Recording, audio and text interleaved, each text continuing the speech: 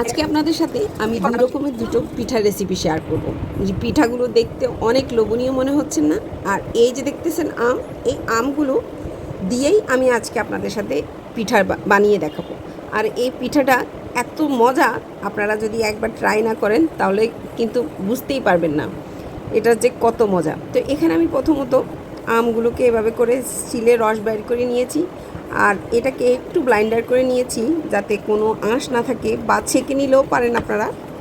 সুন্দর করে ছেঁকে নিলাম। ছেঁকে নিয়ে আমি এখন এটার সাথে দিয়ে দিচ্ছি 1 বাটি ময়দা।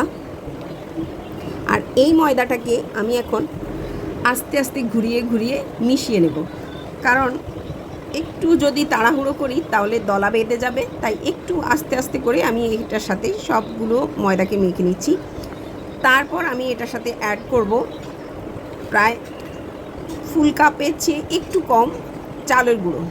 মানে আপনি ময়দা যদি 2 ভাগ দেন তো চালের গুঁড়ো দিবেন 1 ভাগ। তো এখানে আমি এইভাবে করে সবগুলো চালের গুঁড়ো এবং ময়দা ভালো করে মিশিয়ে নিচ্ছি। এখানে আমি আর কোনো কিছুই অ্যাড করব না, না চিনি না কোনো কিছু। এই আমের মিষ্টি দিয়েই আমি এই রেসিপিটা তৈরি করব। এখন আমি সুন্দর করে মিশিয়ে নিলাম। বাকি চাউলের গুঁড়োগুলো দিয়েও আস্তে আস্তে করে ভালো করে সবগুলো মিশিয়ে নিচ্ছি। এই পর্যায়ে কিন্তু আমার মূল বাটারটা একেবারে তৈরি। এখন আমি যাব পরবর্তী স্টেপে। আপনারা যদি ভিডিওটা এই পর্যন্ত দেখে থাকেন তাহলে অবশ্যই একটা লাইক কমেন্ট করবেন, আর যদি ভালো লেগে থাকে রেসিপিটা তাহলে অবশ্যই শেয়ার করে দিবেন যাতে সবাই এই জিনিসটা বানিয়ে খেতে পারে। এই পর্যায়ে আমি ব্যাটারটাকে 2টা ভাগে ভাগ করে নিলাম। একটা ভাগে আমি সামান্য লবণ, আর অপর সাইডেও আমি সামান্য লবণ দিয়ে দিলাম। আর কিছুই দিব না, যেহেতু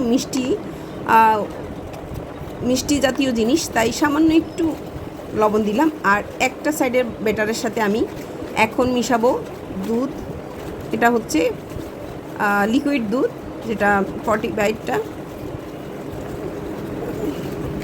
ফুল ক্রিম। এখন আমি বাকি অংশের সাথে এটার থিকনেসটা একটু থিক হবে আর ওটা একটু পাতলা হবে, তো সেইভাবে আমি করে নিচ্ছি। আর এখন এখানে আমি দিয়ে দেব নারিকেল। আপনাদের বাসায় নারিকেল থাকলে অবশ্যই নারিকেল দিয়ে দিবেন। নারিকেল দিয়ে আমি এই পিঠাটা তৈরি করে নিচ্ছি। এটা অনেকটা তালের পিঠার মতো। আপনারা যেভাবে যদি তালের পিঠা খেয়ে থাকেন তাহলে অবশ্যই রেসিপিটা খুবই সহজ হয়ে যাবে আপনার জন্য। এখানে আমি এখন আমি তালের বড়ার মতো করে করে ভেজে নেব ছোট ছোট করে। আর এগুলো ফুলে একেবারে বড় বড় হয়ে যাবে, গোল গোল হয়ে যাবে মোটামুটি। এইভাবে করে করে আমি হাত দিয়েই দিতে হবে, যেহেতু চামচ দিলে এটা শেপটা সুন্দর আসবে না, তাই আমি হাত দিয়ে দিচ্ছি। হাত দিয়ে ছোট ছোট গোল গোল করে দিয়ে দেবেন, আর তালের বড়ার মতো শেপ হয়ে যাবে। আর খুব সুন্দর একটা স্মেল বেরোচ্ছে আমের, অনেক লোভনীয়। আপনারা বাসায় ট্রাই করে দেখবেন, অসাধারণ একটা স্মেল এবং অসাধারণ একটা টেস্ট। এই যে আমার হয়ে গেছে বড়াগুলো, একদম ফুলে গোল গোল হয়ে গেছে। এখন আমি নামিয়ে নেব সবগুলো। এইভাবে আমার এই আমের বড়াটা রেডি হয়ে গেছে। এবার আমি আপনাদেরকে দ্বিতীয় পিঠার কীভাবে এটা তৈরি করি সেটা দেখাচ্ছি।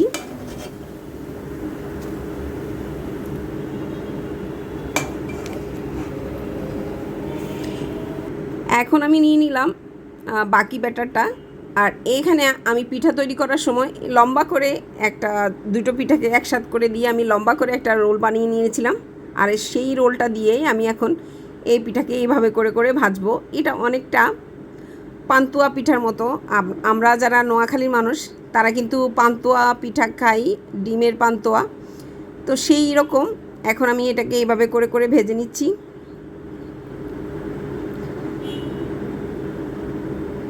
তারপর আমি আবার উঠিয়ে নেব, উঠিয়ে আবার চুবিয়ে চুবিয়ে এভাবে করে ভাজতে থাকবো। ভাজতে ভাজতে একসময় আর একটু মচমচে হয়ে যাচ্ছে আর লাল লাল হয়ে যাচ্ছে, তখনই নামিয়ে নেব। এভাবে করে করে আমি চামচ দিয়ে দিচ্ছি। এটা চামচ দিয়ে দেওয়া যাচ্ছে তাই এটাকে চামচ দিয়ে দিচ্ছি। এইভাবে করে আমি পিঠাটাকে কমপ্লিট করে নিব।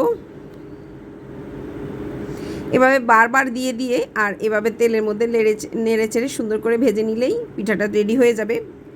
আর এই দিকে আমার পিঠাটা মোটামুটি রেডি হয়ে যাচ্ছে।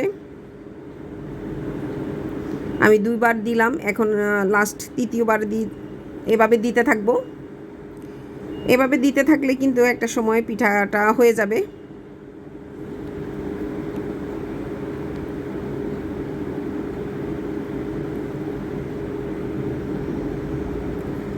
আমার পিঠাটা মোটামুটি রেডি হয়ে গেছে আর আমি নামিয়ে নিলাম। আর এই যে দেখেন আমার পিঠাগুলো রেডি একেবারে। এটা হচ্ছে পান্তুয়া পিঠা আর এগুলো হচ্ছে আমের বড়া। এত মজা, যদিও আমি এখন গরম গরম আপনাদের সাথে কেটে শেয়ার করতেছি। একটু ঠান্ডা হলে যদি কাটেন তাহলে কিন্তু সুন্দর হয়। গরম গরম কাটতে গেলে একটু ভেঙে যেতে পারে, তবুও আমি একটু গরম গরমই কেটে নিচ্ছি। তার জন্য টিস্যু দিয়ে ধরে নিলাম। এই যে মোটামুটি খুব সুন্দর হয়েছে, ভিতরটা কত সুন্দর আর আমের মতো সুন্দর একটা কালার, আর খুবই মচমচে হয়েছে, যার জন্য আমি কাটতে পারতেছিলাম না। আর খেতেও খুবই অসাধারণ।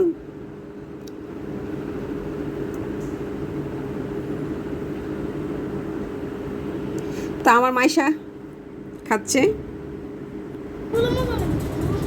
এটা একটা খাই দেখলাম, একটু গরম, ঠান্ডা হয়ে যাবে ঠিক আছে।